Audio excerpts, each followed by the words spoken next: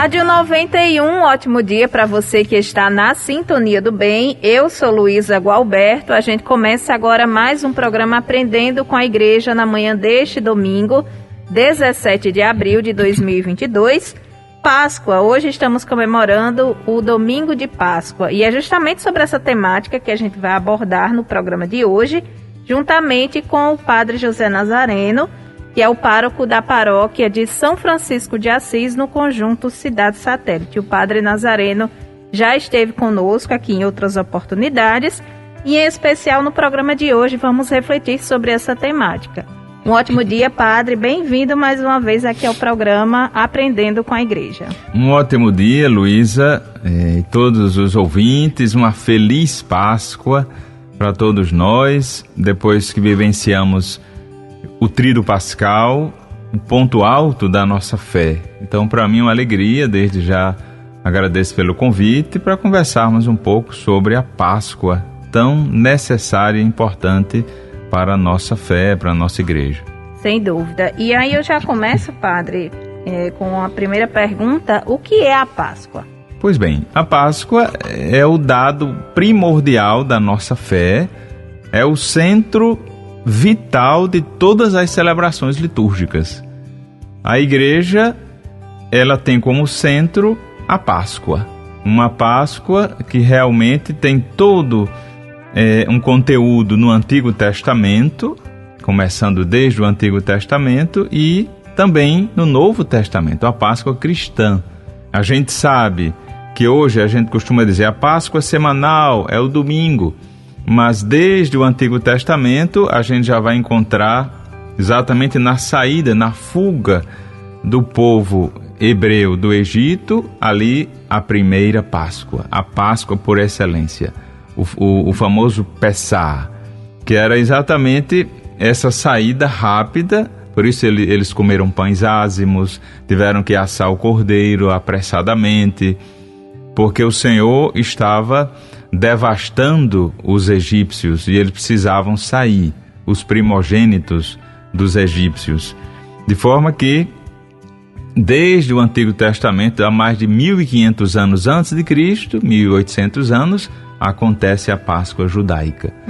E com Cristo, aí sim, acontece a Páscoa atualizada, a Páscoa cristã, que não mais da fuga do Egito, mas agora a passagem da morte para a vida, ou do pecado para a graça. E todo esse período, a gente viveu o período da Quaresma, o Tríduo Pascal, agora recentemente, e hoje a gente vive a Páscoa. Cada um desses períodos, eles nos propõem algo, não é? Então, esse período da Páscoa, o que é que ele traz para nós cristãos e cristãs? Pois de fato, a Quaresma é esse tempo que nos preparou para a Páscoa.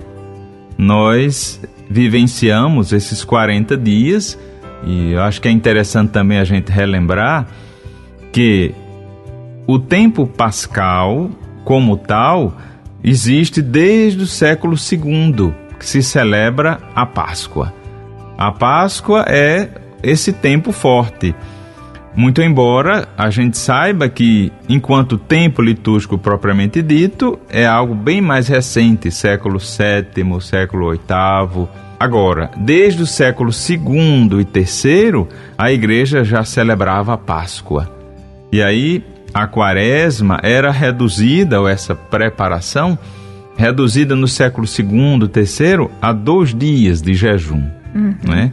O século IV passa a ser uma semana.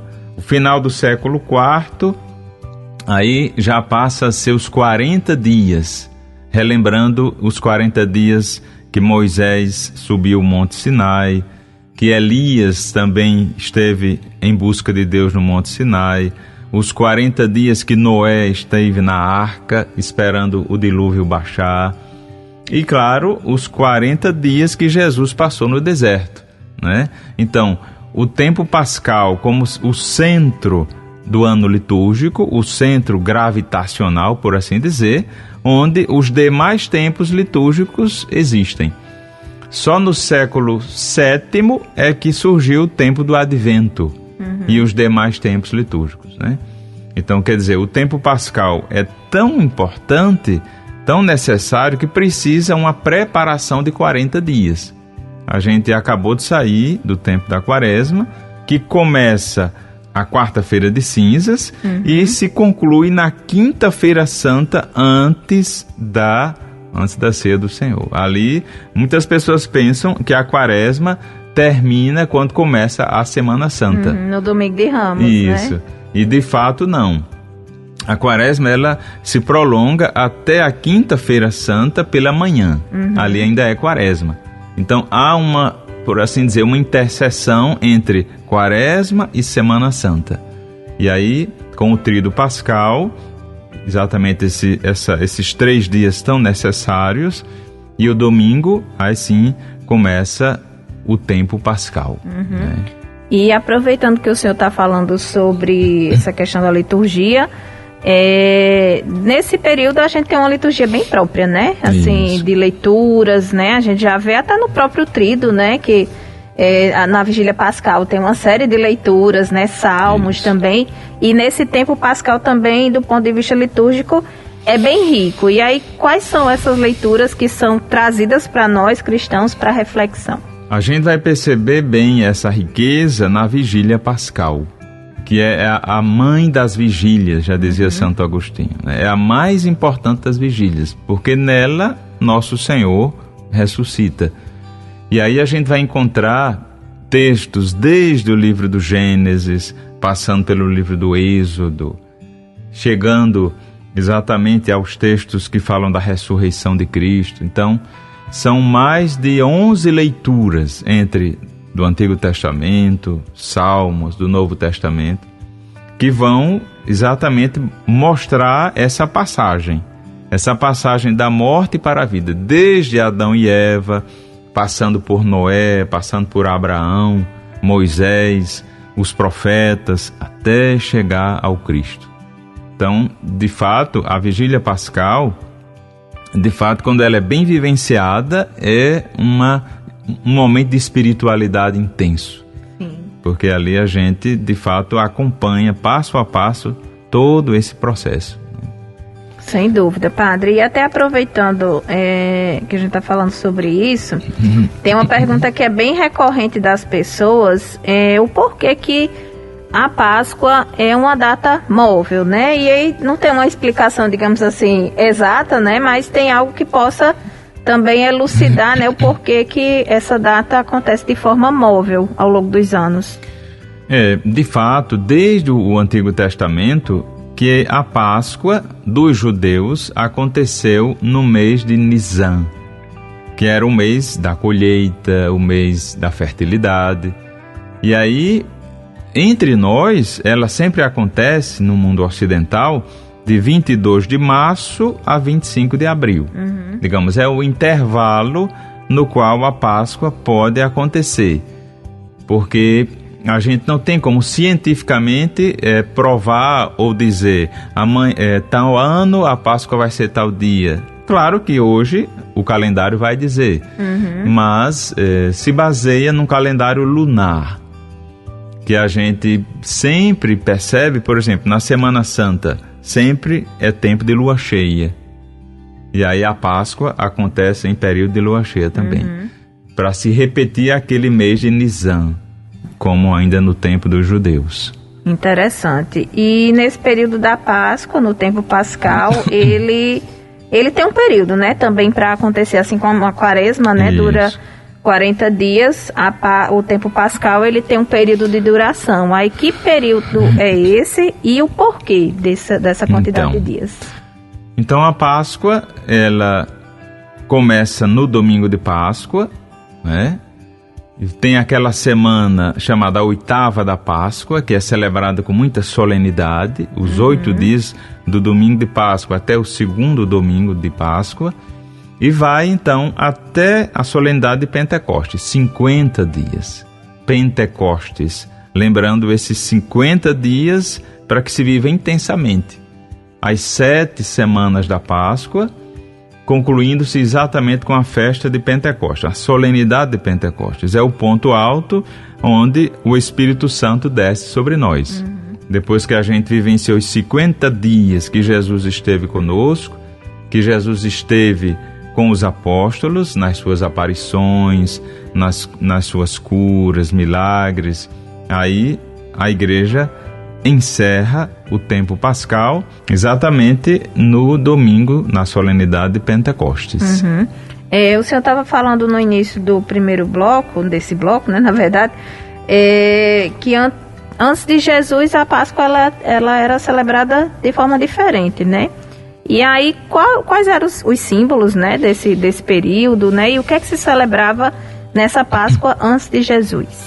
Então, um deles, a gente já até falou aqui, os pães ázimos, o cordeiro, a pressa em ter que sair do Egito. Uma coisa importante é que depois do exílio da Babilônia, já no século VII, VIII a.C., a Páscoa judaica passou a ser obrigatória. Então, anualmente, todo judeu celebra a Páscoa com sua família, com aquele cordeiro, né? Um cordeiro de 1 ano, sem mancha, um cordeiro que não podia ter os ossos quebrados, que já é uma prefiguração do próprio Cristo. Então, anualmente, essa Páscoa é celebrada com ervas amargas, pães ázimos, o cordeiro e muita festa, porque para relembrar a saída do Egito, a alegria pela libertação. Até hoje, os judeus celebram essa passagem. E os judeus celebram da mesma forma que nós, nesse mesmo calendário, né? Celebram. Do mesmo calendário. Tanto é que a última ceia foi celebrada no período pascal. No período pascal. Não é? A gente vê quando os textos bíblicos vão dizer que Jesus disse: preparai, desamarrai o jumentinho, colocai tal coisa. É Páscoa, vamos celebrar. Né? Então era o período pascal. Padre Nazareno, o senhor continua aqui com a gente no programa Aprendendo com a Igreja. Você que está na Sintonia do Bem, não sai da Rádio 91. O nosso programa vai a um rápido intervalo e já a gente está de volta.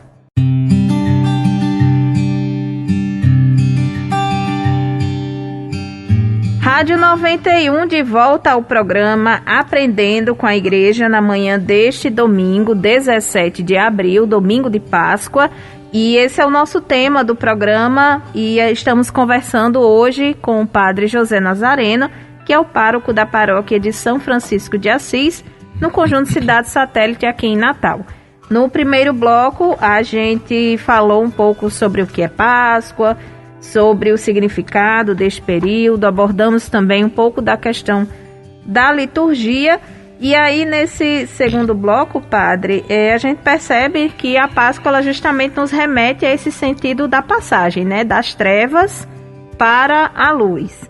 E nesse tempo que a gente vive de tantas guerras, né? A gente tem acompanhado nos jornais, principalmente agora, essa questão da guerra da Ucrânia e de outras guerras, né? Que a gente vive até no nosso próprio dia a dia, né? Essas batalhas que a gente trava ao longo do dia. E como é que a gente pode trazer essa luz da Páscoa para os nossos dias, principalmente na atualidade? É muito forte a experiência da vigília pascal, quando a gente o sacerdote entra com o círio aceso, a igreja completamente escura e a luz de Cristo vai adentrando, vai iluminando, né? Ali a gente percebe um sinal visível que Páscoa é vida, que Páscoa é luz. E aí, depois o povo vai acendendo as velas, né? O povo vai acendendo e a gente vai percebendo aquele crescer da luz, sabe? Eu acho que é muito interessante perceber exatamente que Cristo nos tira das trevas para a luz. Das trevas para a luz.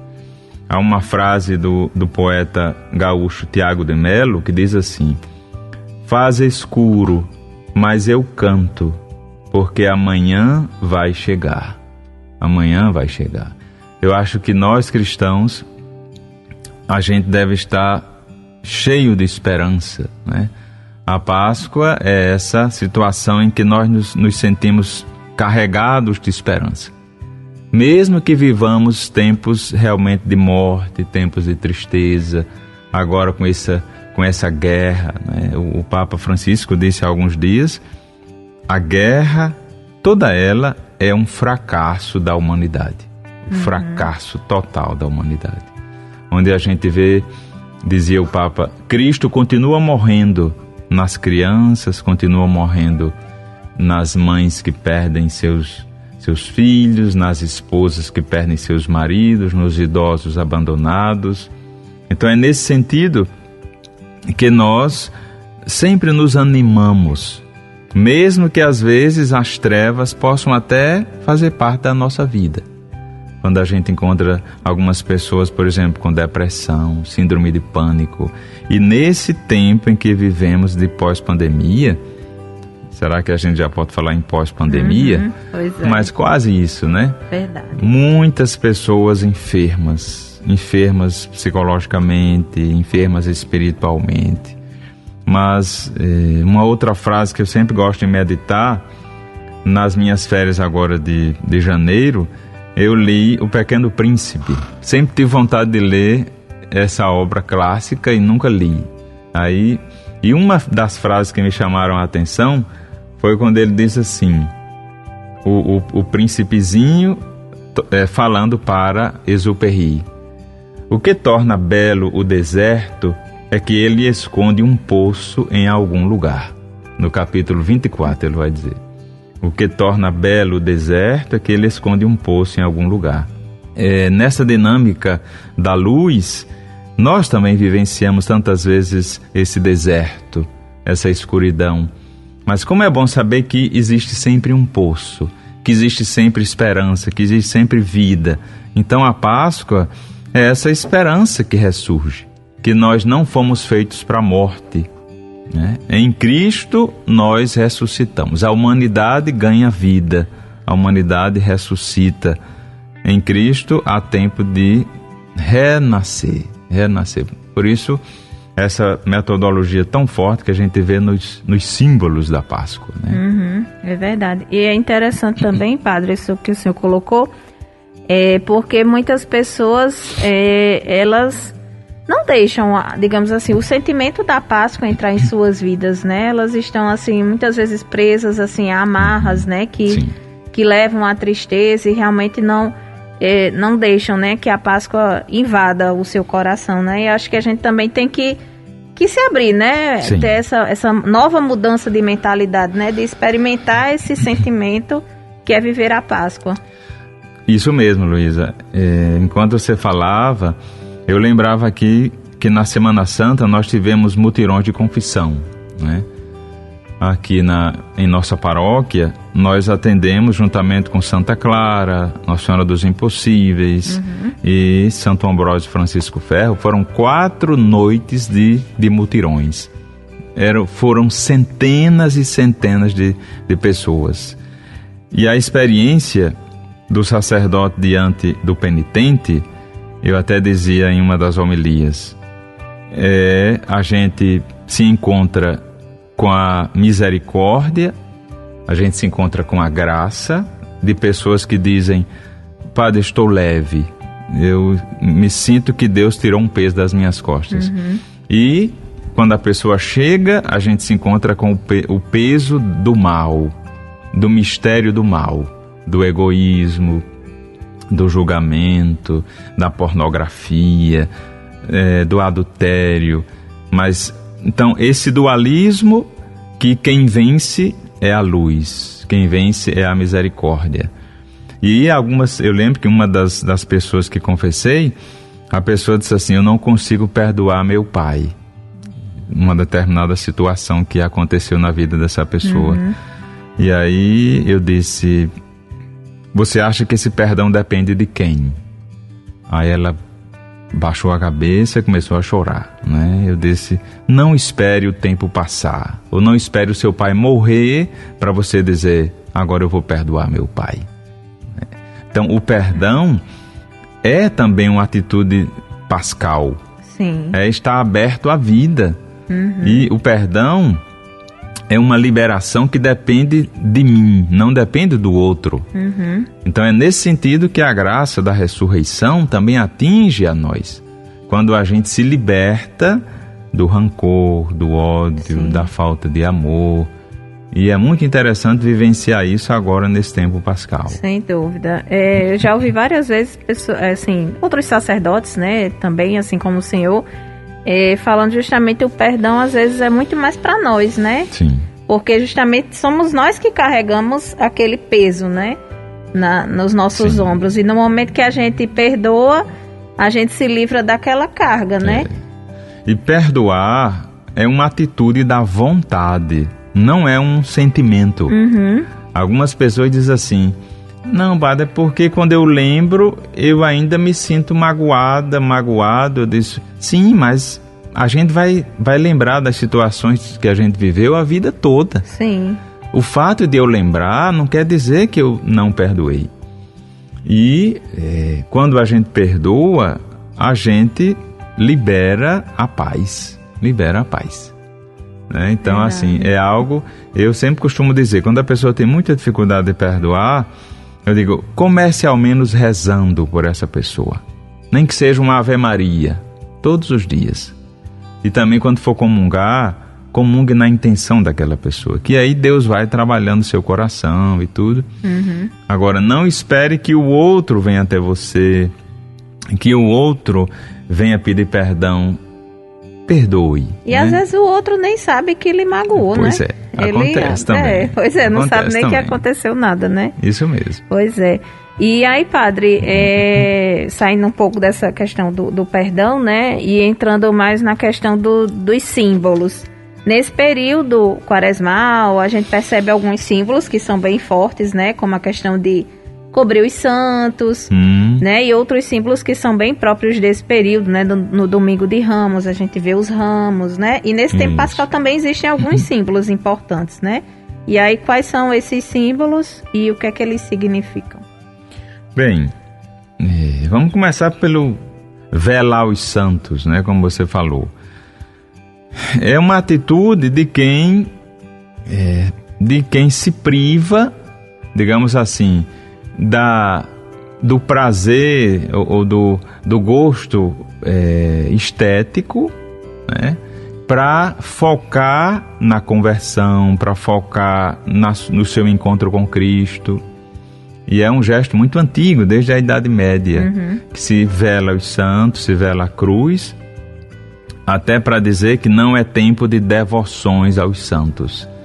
A Semana Santa é um tempo de focar em Cristo. E por isso que a gente vela os santos, as cruzes, para, na sexta-feira, desvelar a cruz, né? É quando a gente tira aquele véu da cruz e só ela fica desnudada. Esse é um dos símbolos da Semana Santa. Aquele outro do Domingo de Ramos, né, que são as palmeiras, que geralmente se usa, pelo menos em Jerusalém era o que se mais usava, a oliveira e a palmeira, né? Porque são árvores muito longevas, muito antigas. Existem oliveiras de 1000 anos, imagine. Antiquíssimas, né? Eu lembro quando eu estive na Terra Santa, há alguns anos, e no Getsemane ainda existem oliveiras que os historiadores dizem que há uma grande probabilidade que Cristo estava ali quando aquelas oliveiras nasceram. Nossa, interessante. Imagine, né? Mais de 1000 anos, 2000 anos. Então, quando os judeus entravam com os ramos nas mãos, saudando Cristo, era uma forma de dizer, viva de forma longeva o rei dos judeus. E aí, de forma assim mais concreta, assim mais ocidental, a gente tem o ovo, né? O ovo que representa o nascimento da vida. E um costume muito antigo dos povos do Mediterrâneo, o que é que eles faziam?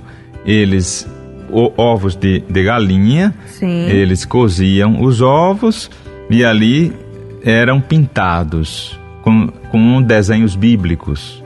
Era uma forma de trazer, digamos, o sagrado para o ovo, representando a vida. Aí aqui, na nossa realidade ocidental, transformaram o ovo em ovo de chocolate, né? Já lembrando o chocolate que dá energia, que dá vida. Da mesma forma, o famoso coelho, que é um símbolo de fertilidade. Né? A gente sabe que o coelho produz muitos filhinhos, né? A coelhinha produz muitos filhinhos. Então, essa fertilidade, lembrando assim que Páscoa é um tempo de fertilidade. Uma coisa interessante que a gente não percebe aqui no Brasil, aqui sobretudo no hemisfério sul, é que no hemisfério norte, na Europa, na Páscoa, a Páscoa coincide com a primavera, sabe? Coincide com a primavera. Foi uma experiência muito interessante que eu vivenciei em Roma, quando eu estudei lá. Na Páscoa, tudo volta a florir, tudo fica verde, os pássaros cantando. E isso aconteceu também para os judeus. Na Páscoa, a vida renasce. Por isso, essa simbologia da vida que renasce. A vida por excelência, o Cristo. Mas também esse outro aspecto, tanto é que a Páscoa, a primavera na Europa, geralmente acontece final de março, início de abril, que é quando a Páscoa chega. Então, é por isso que tem essa dimensão também do renascer, da vida que brota. Sem dúvida. Então, por isso que os símbolos estão muito ligados à vida por excelência, né? Com certeza. E nesse domingo, né, de Páscoa, assim como na vigília pascal, a gente percebe muito presente o Círio pascal. Sim. Que aí, qual a representatividade do Círio nesse período também? Então, de fato, é o símbolo por excelência, né? O símbolo mais importante para nós cristãos da Páscoa é o Círio. Como a gente dizia, o Círio, ele adentra a Assembleia Litúrgica na noite da Vigília Pascal, na escuridão, trazendo a luz. Então ele representa o próprio Cristo. Ele representa o Cristo com os cravos, né? Assim como também o desenho da cruz, o desenho do cordeiro, um desenho bíblico, lembrando assim que Cristo é a vida e ele é a luz do mundo. Tanto é que durante toda a Páscoa, durante os 50 dias, o círio está sempre aceso, né? E após a Páscoa, ele vai ser utilizado, por exemplo, para o sacramento do batismo, né? Ou o sacramento da crisma, mas a obrigatoriedade de estar aceso é até a solenidade de Pentecostes. Padre, o senhor continua aqui com a gente, vamos para mais um intervalo, e você que está na Sintonia do Bem, não sai da Rádio 91, o programa Aprendendo com a Igreja retorna já já.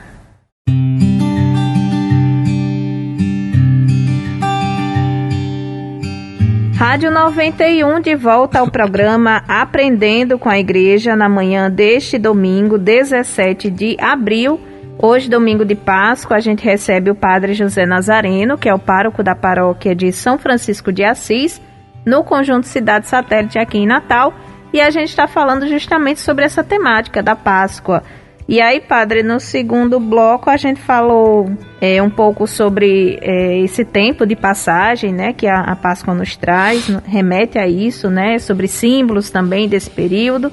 E aí, nesse terceiro e último bloco, eu queria que a gente começasse com algumas sugestões que o senhor possa dar aos fiéis, para que eles possam, aos ouvintes aqui no caso, para que possam bem viver esses 50 dias do tempo pascal.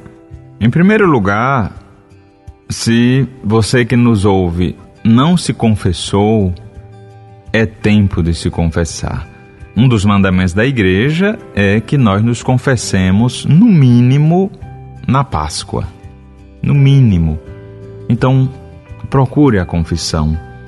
Lembre que quando a gente começou a quaresma, na quarta-feira de cinzas, ou no primeiro domingo, agora não me recordo, primeiro domingo da quaresma, A gente ouviu Deus nos falar através da segunda carta de São Paulo aos Coríntios, no capítulo 5, deixai-vos reconciliar com Deus. Deixai-vos reconciliar com Deus. Então é preciso que eu me abra à reconciliação. Algumas pessoas vivem olhando pelo retrovisor da vida. São pessoas que não avançam. Elas estão sempre olhando pelo retrovisor da vida. Olhando para o passado, olhando para as quedas, olhando para os pecados, para as angústias. E vivem presas ao passado. São museus ambulantes. São museus ambulantes. Então, é preciso que a gente se perdoe.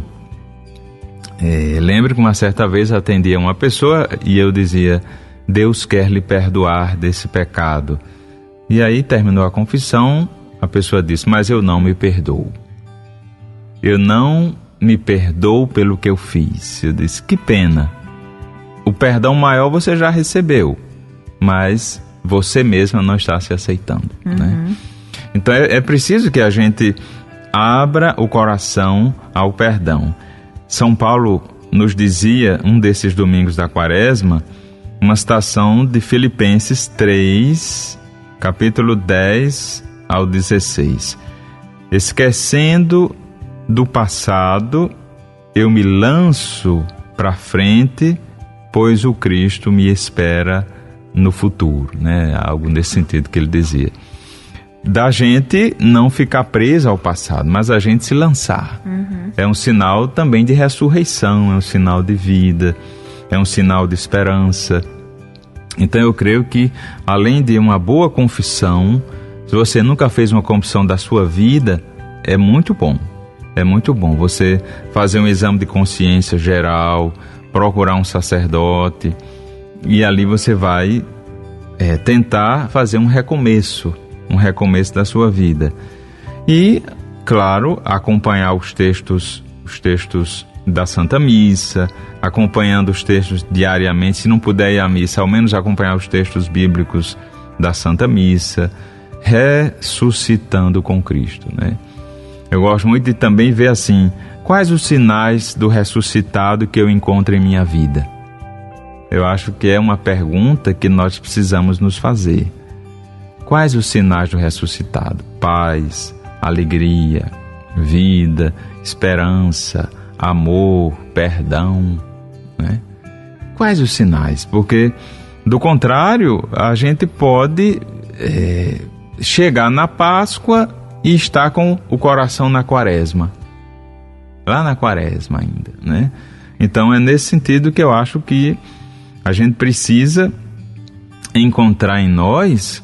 E quando eu digo, eu falo muito do aspecto pessoal, mas também do aspecto comunitário, né? A minha comunidade tem esses aspectos da vida do Cristo ressuscitado. É uma comunidade que acolhe, é uma comunidade que perdoa, é uma comunidade que procura ver as diferenças, mas acolhe os diferentes nesse mundo hoje tão desigual. Então acho que é interessante que a gente procure em nós esses sinais vivos do Cristo ressuscitado. Sem dúvida, padre, isso aí é muito importante mesmo. E após esse tempo de 50 dias do tempo pascal, que celebrações se seguem na vida da igreja? Muito bem, estava aqui tentando lembrar qual é a semana litúrgica que precedeu a quarta-feira de cinzas. Creio que é a 8ª semana do tempo comum. Então ali, na 8ª semana, aí se interrompeu e veio a quarta-feira de cinzas, né? E aí todo o período quaresmal, Semana Santa, Tríduo Pascal.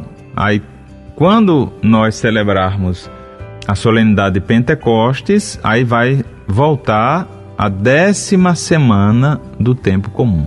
Aí, de fato, as solenidades de costume, as festas, memórias, e aí volta o tempo comum, né?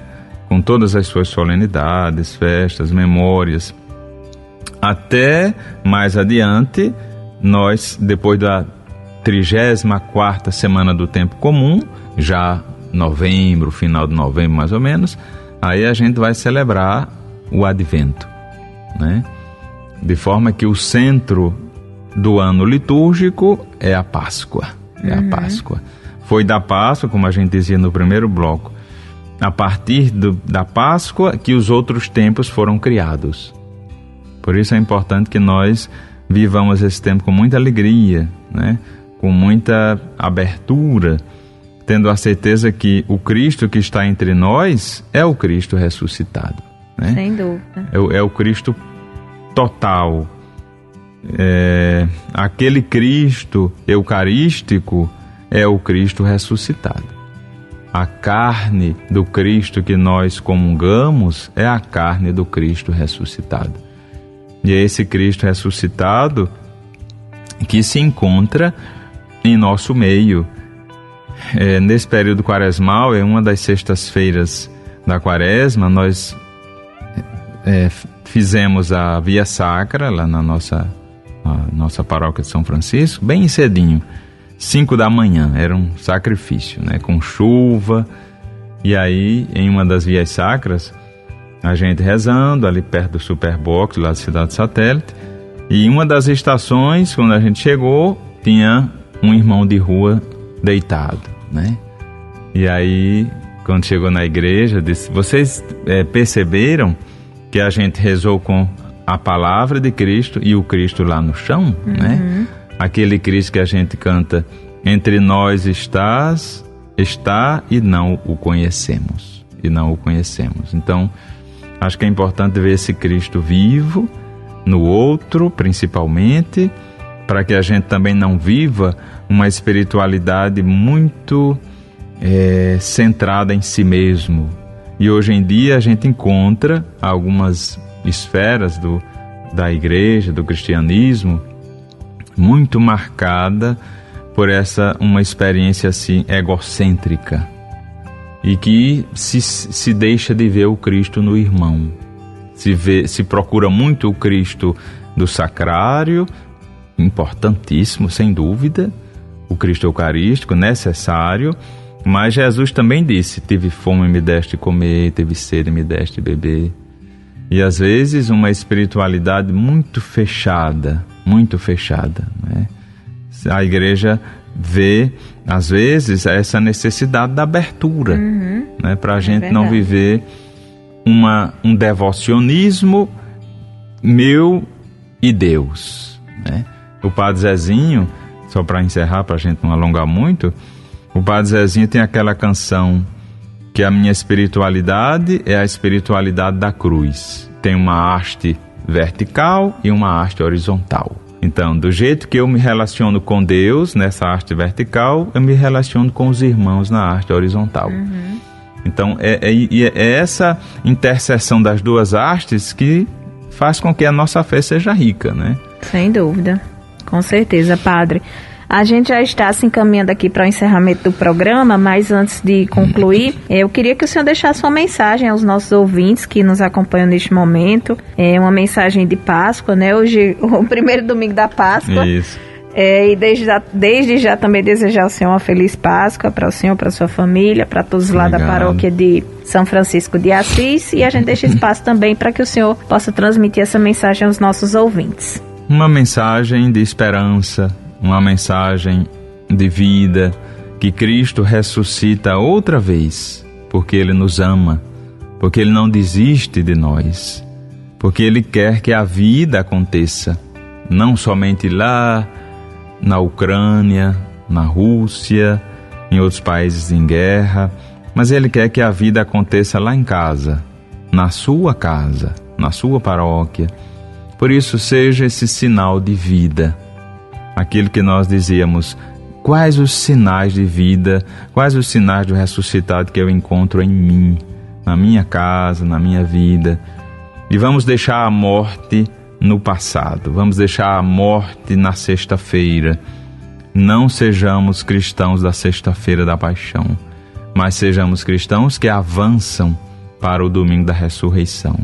Então, uma ótima Páscoa, que o Senhor ressuscitado abençoe a cada um de nós. Uma santa Páscoa para você.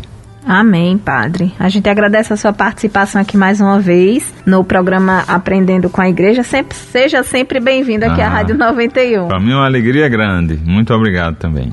A gente agradece mais uma vez, Padre, a sua participação e a você que ficou conosco aqui na Sintonia do Bem. Também muito obrigada pela sua participação. Uma feliz Páscoa para todos que nos acompanham neste momento.